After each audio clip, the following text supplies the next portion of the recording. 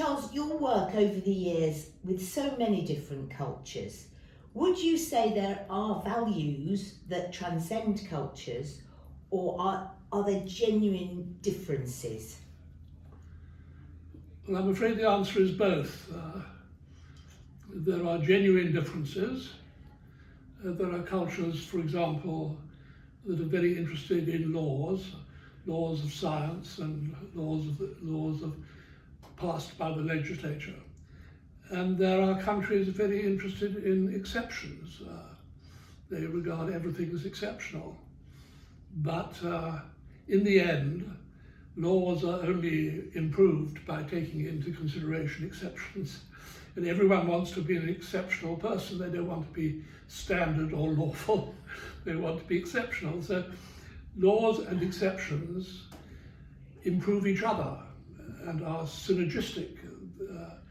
And although different cultures have opposite emphases or opposite biases, they do meet in the middle in the end, and with luck, they enlighten one another. So if we take two examples where there's a high regard for the laws, would be best country you could think of there that really do? Well, I don't think any country except America would force the resignation via impeachment of its most powerful person, its president. So Nixon was found to have broken laws, and the law was superior to the person. And I think very few countries in the world would remove their chief of state for legal reasons. So America has a great bias or preference for law over personal power. And China probably is more interested in personal power. So when multinational corporations meet and eventually Americans and people from China are in the same room, when they're talking about leadership and management, where would you say the immediate tensions might be? Well, the most obvious tension is that the Chinese and the Japanese and most East Asians want to get to know you. They don't really want to go into business with someone they don't trust. And since the relationship for them is long term, like 10 years, spending a few days getting to know each other is a sound investment. Americans, on the other hand, are in a hurry. They make a PowerPoint presentation, they get straight to the point. This is how much profit you will make. Now, are you interested or not? Because if not, we'll go and talk to your competitor. And therefore, the Americans get to the point immediately, and East Asians go round and round the point, trying to get to know you. And Americans rely on the law. If you cheat them, they will sue you. And East Asians tend to rely on relationships. If you like each other, then you can create a win-win relationship. And the weakness of law in China and other parts of East Asia actually helps human relationships. And the strength of law in America actually weakens human relationships. You don't pay as much attention to them because you rely on the law. If you cheat me, I will sue you. So that's an important level of self-awareness, I suppose, one would need when one's going into those sorts of meetings. You have to know yourself, your own cultural background, and some insights into the people you're meeting with. You've alluded to the long-term view that the Chinese and Japanese take. So in their visions for the future, would you say Americans and Europeans have a different timeline of where they're looking to go with their businesses and their organisations? Well, I think if you aim for profit, if profit is your sole criteria, then the profit you make today and tomorrow, often like gambling in the markets, you keep forever. So the short-term profit is forever as far as the West is concerned. But if your first interest is not profits, if your first interest is serving other people in the long run, for which, of course, you have to make a profit, otherwise you can't afford to go on doing it. But if that's your orientation, Then you have what's called a diffuse values, values that stretch out a long time versus specific values where you make money now and you keep it forever. We've talked previously about the research that the Institute has published to coincide with International Leadership Week, where we asked mainly UK companies which values that they adhered to or publicised or stencilled on their walls. And the one that achieved the most votes, as it were, the one that was the most popular, was respect. Now, would you think you'd see that in a Chinese or a Japanese corporation? Yes, on the whole. I mean, respect means that you look at somebody, respicere from Latin, and you look at somebody long and hard, and you listen to what they have to say. And everybody wants to feel significant, and respect allows people to feel significant. Respect has everything to do with equality too, because if you are equals, then you are respecting the person as you respect yourself, and this becomes very important. And equality has nothing to do with interfering with merit. Equality is a process, and the process is talking and having dialogue with other people in such a way that you get the best out of them by the way you treat them. And I might be speaking to a retarded person, but they are incredibly better at mobile phones than I am, or at my computer than I am. And unless I treat them with respect, I'm not going to find that out. And you have to treat people with respect in order to discover their merits. So when we hear, as we do, about gender pay gaps, and now we have ethnicity pay gaps, do you think underpinning that is a lack of respect or appreciation for what all these different groups can bring to workplaces? I think so. Women are raised to have values that support men and complement men. Men therefore get to choose the values that their culture most admires, and women play roles that are complementary to those values but are less valued. So women are subordinated in all history, in all time, in all countries, and that's the sad thing about it. On the other hand, countries that show the most respect for women, like the Scandinavian countries and Norway, Denmark, etc., do seem to have a much higher level of civilization. Our research again showed that differences, where we asked individuals about their personal values. Men's personal values were much more likely to align with those of organisations, whereas women were more inclined to highlight making a difference, caring. But one of the ones that women didn't register very highly for, but men did, was accountability. Now, can you explain that or offer any insights in gendered terms as to why that might be the case? Not really, except if you have little power to begin with, then you would be not very interested in being held accountable for the lack of power that you have. So it wouldn't be unimportant, but it would only be important if in fact you had a lot of influence. You have to be accountable for your influence, but if you don't have influence in the first place, then accountability would tend to score lower, in my opinion. So would you think accountability is a particularly Western value that would go along with the focus on the individual? And would you see that so often in cultures where there's more of a collective understanding, a collective responsibility? Well, I think in the West, it's individual accountability that is mostly being stressed. So I think accountability is an attempt to qualify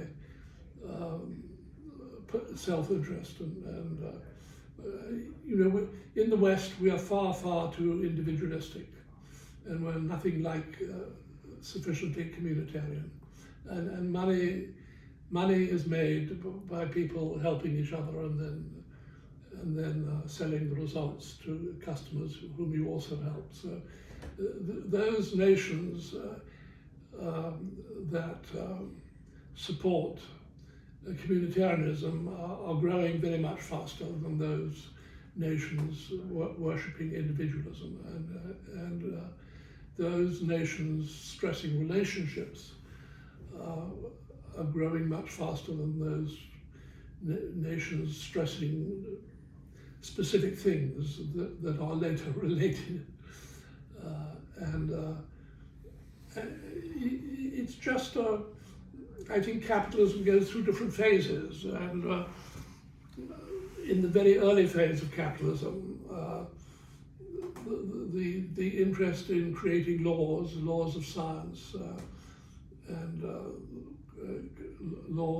standards for the corporation, held the West in very good stead, and they were the first to break through the barrier and the first to create an industrial revolution.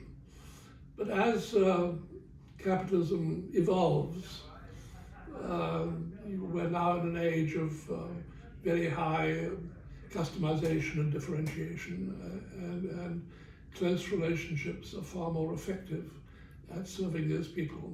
Mass manufacturing, for example, is that age is over. We can now have very short runs of products, and we make lots of highly differentiated products for segments of the market.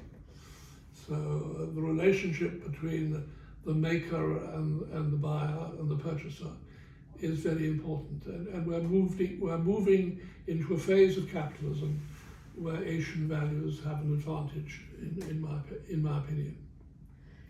We've been featuring this week many great thinkers, and one of those in particular that's influenced the whole of International Leadership Week is Peter Drucker. Now, 30 years ago, Drucker was talking about knowledge workers, and you do tend to talk a lot about manufacturing.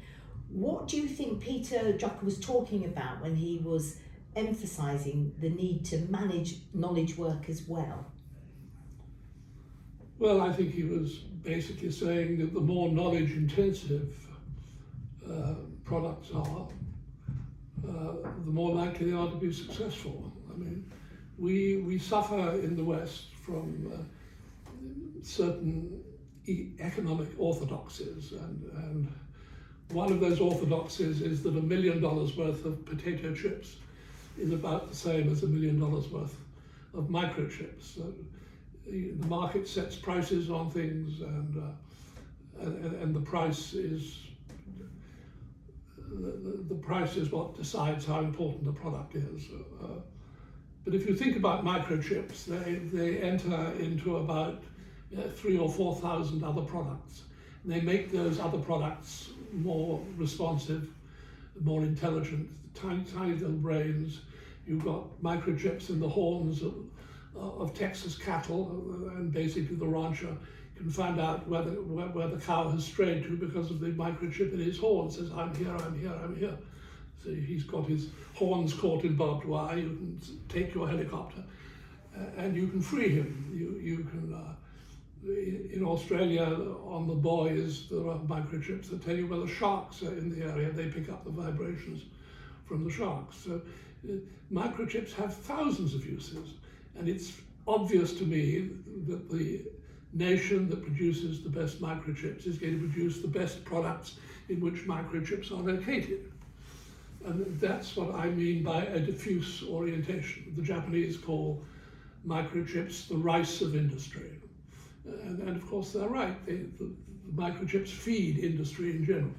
And therefore, even if you were losing money on microchips, and I was in the government, I would sponsor microchips, because the highest quality you can get lifts 1,000 other products that you make. We've also been speaking to Marshall Goldsmith, and one of the statements he made was that leaders and managers are getting better, and we're very critical, unfairly critical of them. Is that a view that you'd agree with? Well, it's hard to tell. They're certainly reading more and more, and they're being better trained. I think in order to get better, you have you have to drop certain assumptions. You have to drop the idea of shareholder sovereignty, or the more money you make for shareholders, the better you're doing. Because when you do that, you tend to take money away from employees, from suppliers, from the government in taxes. You set up a tax department that's really adversarial, that forces the government to spend a lot of money to collect tax from you. So I think, in a sense, managers are getting more and more information on what it means to be a good manager.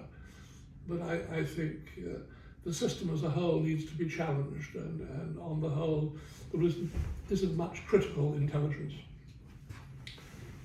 in the capitalist system. I think the capitalist system is faltering, or Western shareholder capitalism is faltering, and I think we need to be a lot more critical. So where would you look, apart from yourself and Fons Trompenaars, who I know have published a lot in this area, where would you look for more critical leadership or more attention to the failings of stakeholder capitalism as we're experiencing it? I don't think you have to be rude, or you don't have to denounce capitalism in books, but you do have to be intelligent. I mean, Singapore scours the world for the most intelligent companies and invites them to Singapore, and about a third of them come. They're given sort of free land, they're given 3 years tax holiday, and they're given advice, and they're put in a cluster and surrounded by companies likely to buy from them. If you underpay your workers in Singapore, they fine you. And they fine you, say, $2 million, and then you can borrow the money back, but you have to use it to train your workers. So, cheap workers not paid enough is because you haven't trained them enough, because they're not intelligent enough, because they don't have they're not knowledge workers, they're manual workers. So if you turn them into knowledge workers, you can afford to pay them. So lots of companies in East Asia have really very intelligent ways of stimulating capitalism. They don't necessarily denounce it. They don't actually say publicly what they're about. It's Americans who preach, Americans and Brits who preach and show off. They simply go on quietly, and they're a listening culture, and we're a talking culture. And the person who listens learns much faster than the person who talks. Just ask yourself how many Westerners are learning in China compared with how many Chinese are learning from the West. And you begin to see the difference between a listening and a talking culture. And you mentioned right at the beginning with my first question that both were right in as much as both are at the same time. So how do you see ultimately we are going to reconcile what appear to be opposing values in order to continue and grow a global economy? Well, it's very difficult because at the moment, thanks partly to the internet and to trolls and to the fact that you can post anonymous statements that are cruel and misogynist, we are getting more and more polarized in our thinking, and cooperation is socialist or communist, and individualism is capitalism and good, but it's ridiculous, really.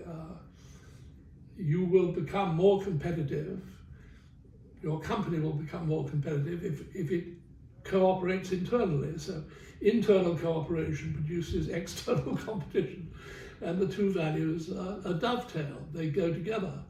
And so arguing, in the Cuban Missile Crisis, we were close to blowing ourselves up over the difference between communism, people working together, and capitalism, people competing with each other. I mean, can you imagine murdering half the world for a half-truth? And so there is this dreadful tendency to treat values as if they were things, and then polarize those things. And you can't have too much of a good thing. America cannot be too secure. It cannot have too many weapons. It cannot overpower other nations sufficiently because America is good and they are bad. And that is a crazy way of thinking and will kill us unless we learn better.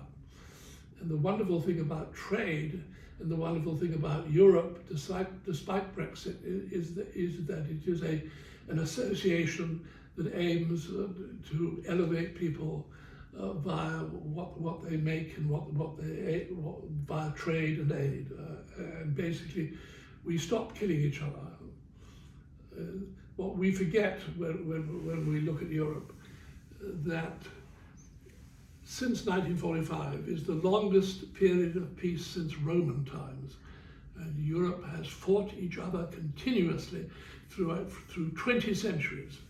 And only now are we beginning to learn to compete, but in a friendly way, to vie with each other, but in a way that everyone can learn from and everybody can improve. And this is tremendously important to Europeans, that they have finally stopped killing each other and started helping each other. Well, I think we'll leave us on that very optimistic note, Charles. Thank you very much. How many minutes have we got? 22. Oh, brilliant. That's very. Thank you very much. We'll cut a few bits out, but I think we've got probably 20 Yeah. minutes. There's a couple of bits where your hands kind of appeared, so do you want me to just get some shots of you so we can beat them properly? Oh, well, I don't think so.